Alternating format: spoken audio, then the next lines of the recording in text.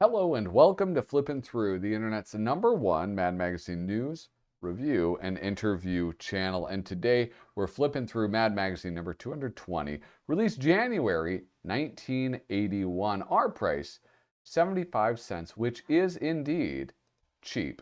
But before we do that, please let me remind you to hit like, hit subscribe, and leave a comment down below. That's the #1 way to support this channel. Almost at 1,600 subscribers. People can't stop subscribing to this channel. I don't know why, but it's happening at an astonishing rate. If you are one of those new subscribers, thank you so much for doing that. Remember, if you're watching right now, hit like, hit subscribe, and leave a comment down below. That's the best way to support this channel. If you want to support me in another way, patreon.com/flippinthrough. Link is down in the description. You can also become a channel member through YouTube. And what do? If you do that, you get 6 set of stickers. You can get some buttons. You can also get a cool stencil, which I've misplaced somehow. You would think that I would just have it on hand all the time. No, that's not the case. These are the people whom I get to thank today. Ben Forsgren, Joey Gesso, Reflection of Perfection, Misimo, Tom Richmond, David Strickler, Megan McInerney, Bobby Weigel, Cam Hayden, Rob Wilson, Rod Mead-Sperry, Andrew Goldfarb, Casey Ori, and Little Cozy Nostril. Thank you guys so much for the support. I hope I can keep on earning it. Let's get back into the show. Boom. Camera one. There we are. Mad Magazine number 220. A Jack Rickard cover, which looks beautiful. And it's Alfred E. Neuman as Yoda. This is one of the more disturbing Neumanizations of a character. I don't know what it is that I find so disturbing. I guess his face, the face part is so small and concentrated in that big old Yoda head. Then here, right here we have, I'm going to zoom in. This is the 1980s, but in the 1970s, something happened. We got UPCs, and Mad Magazine was not happy about the UPCs that they were forced to put on the covers of their magazines. So they did a lot of gags with it. Claw marks made by consumers trying to hold down the rising cost of living. Oh, brother, the more things change, the more they stay the same. Am I right? Yeah. Anyway, let's. What are we going to get? The Empire Strikes Back, a dumb TV show called Quincy, Don Martin, Dave Berg, Al Jaffee, and the usual gang of idiots are all in this issue of Mad. Let's check this out. I don't know that I have much to say about this, so I'm going to turn the page. Some house ads. That's pretty nice. I did find this interesting. 2 letters I wanted to focus in on. You guys know I love the letters and tomatoes department. It's great. The Mad Soccer Primer. In the Mad Soccer Primer, you forgot the chapter on the Americanization of soccer. Now we can listen to idiot sportscasters who know nothing of the game, call all the plays wrong, and contradict the referees. We can also watch the cheerleaders, generally football rejects, jump up and down at all the wrong times. Then again, there are the ever-popular shootouts to decide who wins the game, since in America, there's no such thing as a tie. Yes, the bigger soccer gets in America, the more it resembles another American sport. Football. That's a well-written letter. Here's another fun letter, which is this. Mad Spy's losing streak. Spicular? How would you, spicial prejudice? Spicial prejudice? What would that be? Spicial? Anyway, doesn't matter. I'd like to direct your attention to Spy vs. Spy. In your last 16 issues, the white spy has defeated the black spy 5 battles to 3. Why is that?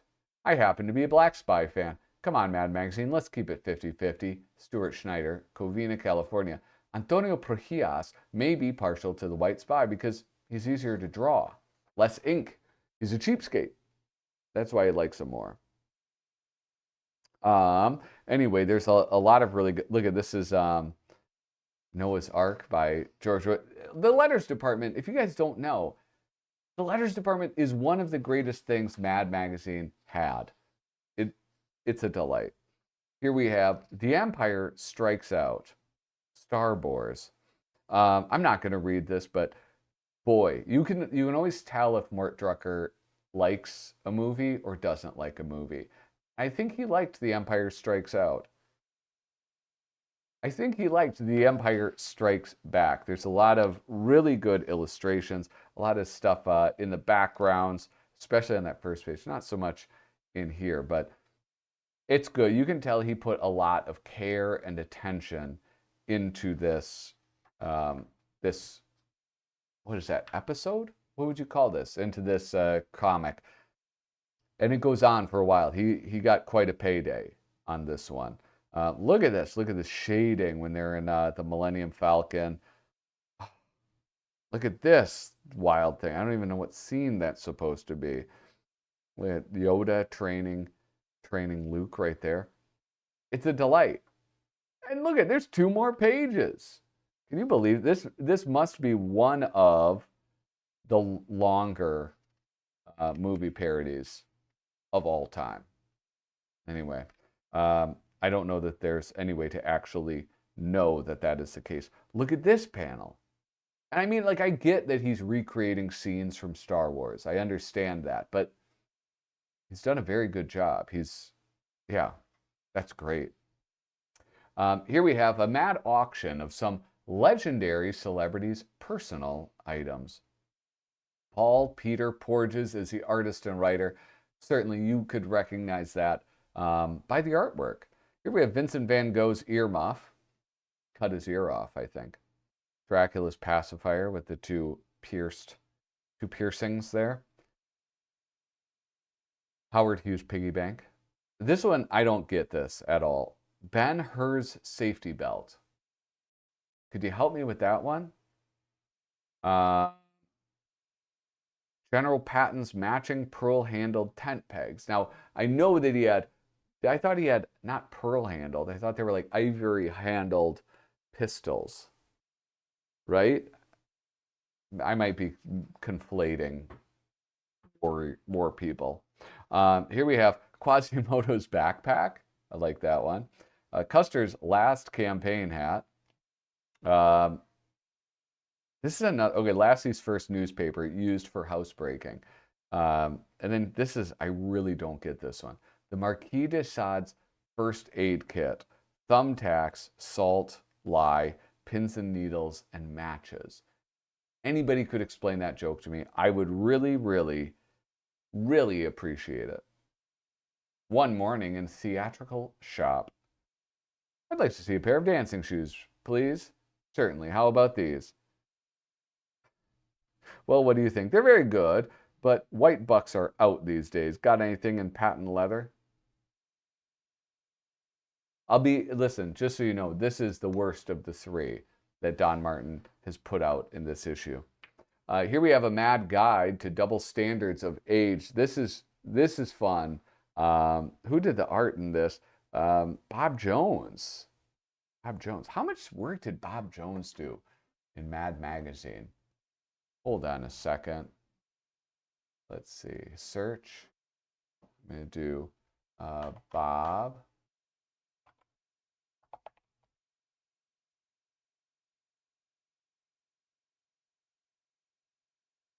Cover artist. Boom. Yeah, so he did a couple covers, but Bob Jones didn't do that much for Mad. Kind of surprises me. All right, anyway, let's get back over here.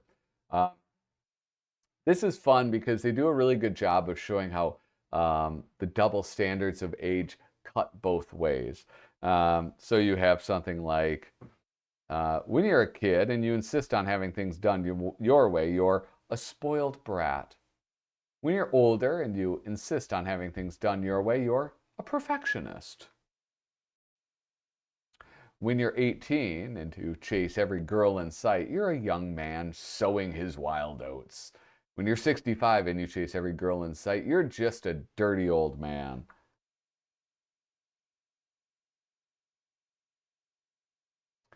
And then here's one that cuts the other way, right? When you're young and you make a couple of dumb mistakes, you're irresponsible.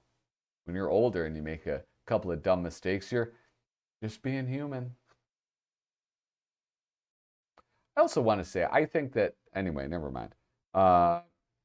When you're a high school student and you like to read comic books and you love to watch trashy movies, you're a tasteless illiterate. When you're a grown up and you still like to read comic books and you still love to watch trashy movies, you're a nostalgia buff. That's me. I'm a nostalgia buff. Let's zoom out. Here's Spy versus Spy. Look at that. Ooh, if I do it like this, it'll be a surprise. You guys won't know how it ends until it ends. Her karate chop. Ooh, another karate chop. Ooh, look at that. A railroad tie, an anvil. Lose the rope to the brick. Poor white spy. But now I think it's probably evened out a little bit. This is great. One of the best things Mad does is they make the fake catalogs. And this is something that, I don't know, 60s, 70s, 80s, 90s, 2000s. They did it all the way through. Like, I think in a recent one, there was like a fake Staples catalog or something. And it's great. And it's awesome. They're very dense, like a regular catalog is. And this is Amalgamated Student Supply Company. Mail order catalog, 1980 to 81 school year. Lots of fun chicken fat here, put in by Bob Clark. You have the Mad Zeppelin. You have Flip the Bird. What else do you have? I don't know. Who cares? Who cares what else you have? It's a beautiful illustration. There's really only one that I want to zoom in on. Can you find it? Well, if you guys remember, I said on a live stream that I want to do the top 10 Alfred E. Neuman race swaps. And I still have to work on that video. I think it'd be great. But here we have, why get up at dawn? Just so you can, oh, excuse me, just so you can spend hours being transported to an integrated school. Amazing Bus No More Skin Toner lets you appear to the proper race. Hold on. Bus No More Skin Toner lets you appear to the proper race to sleep late and attend school in your own neighborhood.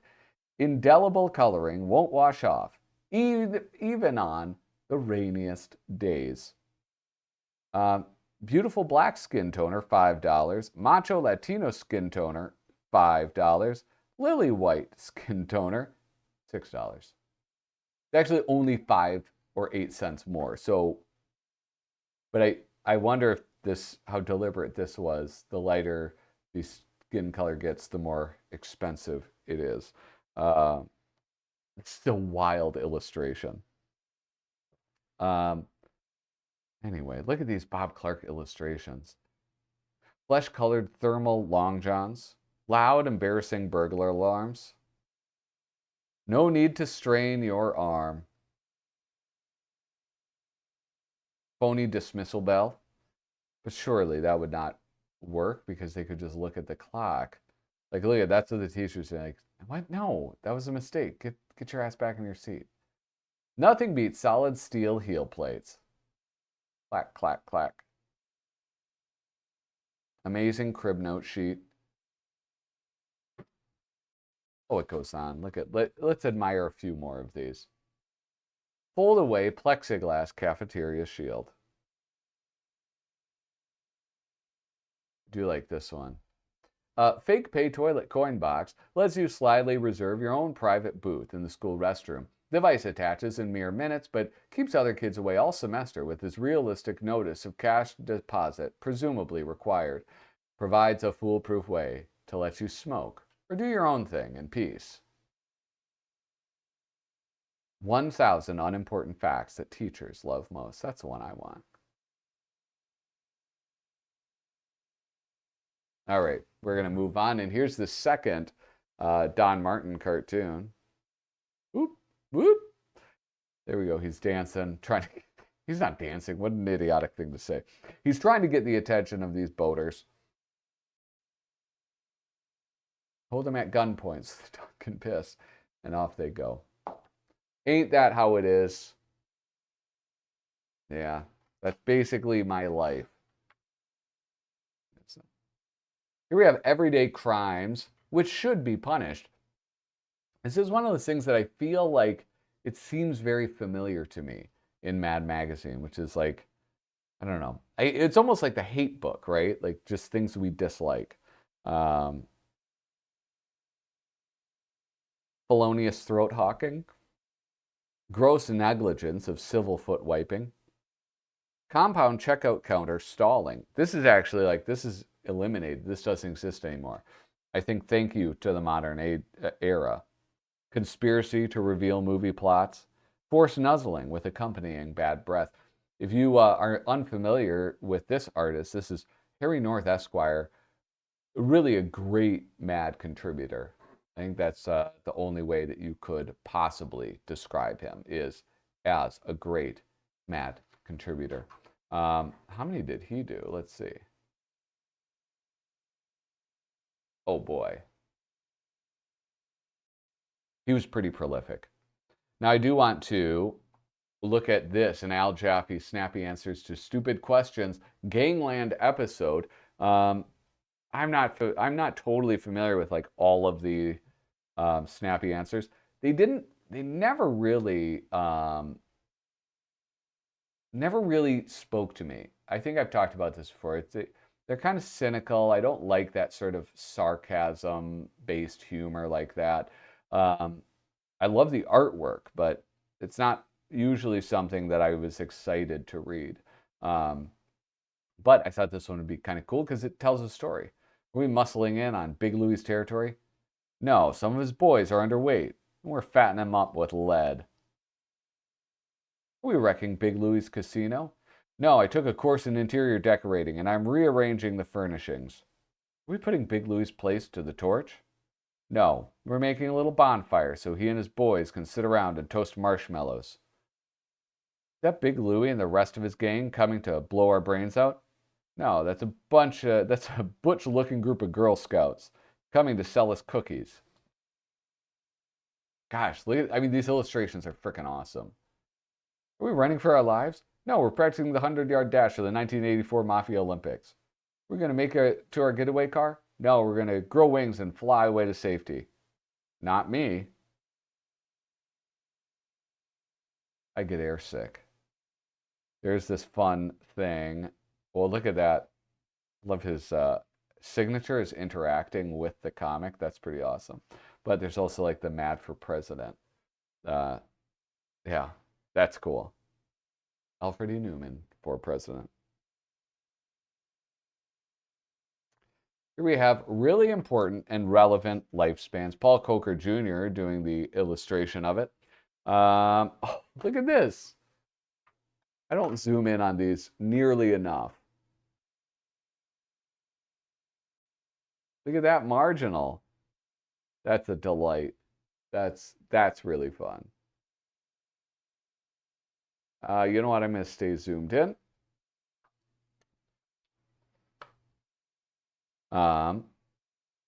Lifespan of an embarrassing pimple, 4 days. Lifespan of a pro quarterback is 84 games. I wonder if that's true. Lifespan of fresh, clean air over a large American city is 3 seconds. I feel like we've gotten better about that. Lifespan of a mafia stool pigeon is over as of now. The lifespan of an umbrella is 176 days. However, the lifespan of its possession by you is 9 hours, figured from the moment you purchase it until the time you stupidly leave it somewhere. The lifespan of a marriage of 2 popular film stars is 2 years and 5 months. Look at that depiction of movie stars. The lifespan of the specific bulge you're trying to eliminate through exercise or diet is forever. I don't know, these are kind of cute. I like stuff like this because it's just so much stuff on the page to look at and drink in. Oh, here's Dave Berg, The Lighter Side of.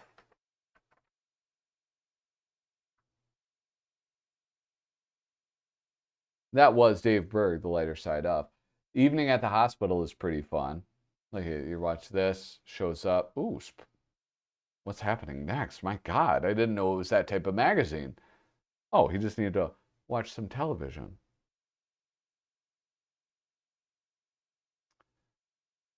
Here we have a great one. I'm zipping through this a lot faster than I thought. I could, this is pretty good.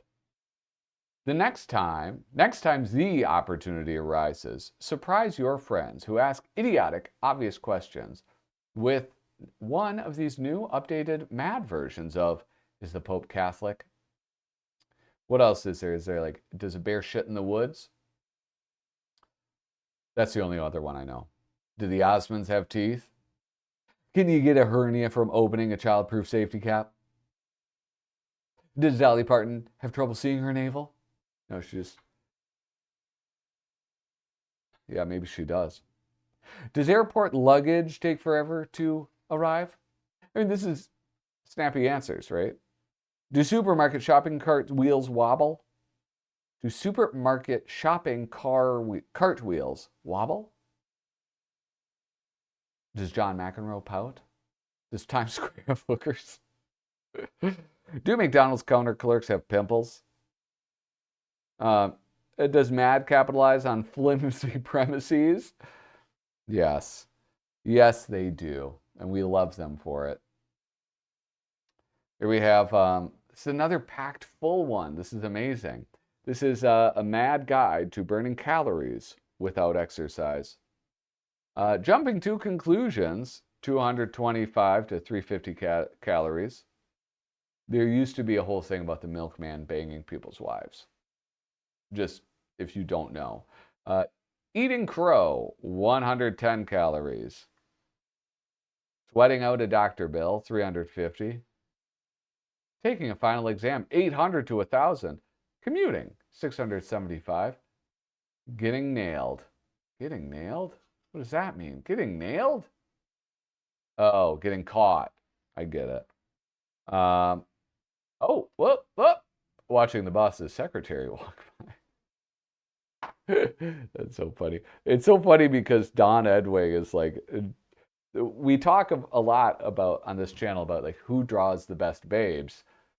Don Edwing has never entered the conversation for who draws the best babes.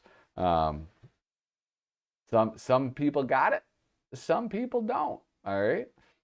Asking for a raise, 400 calories. Being called on the carpet. Lots of boss things. It's interesting. Here's the second mad parody. This is Queasy. This is, I don't know, a television show? I've never heard of this. But this again is like, look at the detail. Look at the layouts. These panels are amazing. I've never heard of this show. I mean, this is, yeah, this is great. Super, super work. Now look at what ridiculously expensive trip today. Wait, what is a ridiculously expensive trip today that most of us would rather avoid?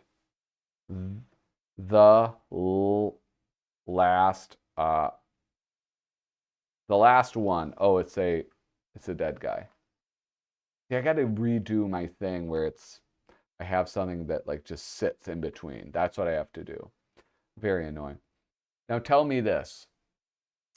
Have you seen this before? And by this, I mean, you've seen this before.